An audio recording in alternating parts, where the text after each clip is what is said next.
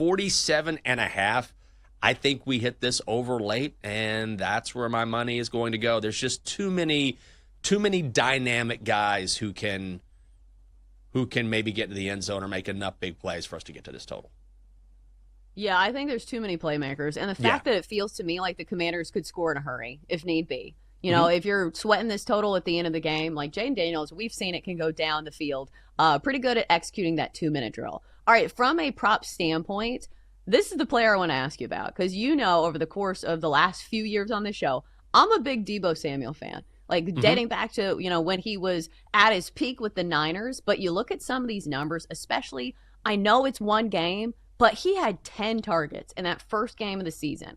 And I heard somebody saying this, and I think it's a good angle. The fact that if there is one silver lining from Terry McLaurin having a holdout or hold-in or whatever it was called, is the fact that Jaden Daniels got more time to work with Deebo Samuel. And we saw in the first game, Deebo Samuel had a huge game. So tonight his prop for receiving is 50.5, 4.5 catches. I like both of those. Do you think we continue to see a big part of the game plan dedicated to Deebo Samuel? No question about it. Like, he looked awesome, and I would not be surprised if he's targeted a lot. I think Austin Eckler's going to be targeted a lot. And I think this is a situation, too, where, Cliff Kingsbury is going to be able to open up this offense because, you can go 5 wide, and then what they'll do is they'll send Deebo in motion, who's always a running threat, right? And you have to account for him immediately because he could absolutely get the football. He got the football once against the Giants, took that to the house, 19 yards, touchdown. He looks like the Deebo that we saw in San Francisco, but I think he's going to be used a lot, and he looks so healthy, and he looks like the Deebo of old.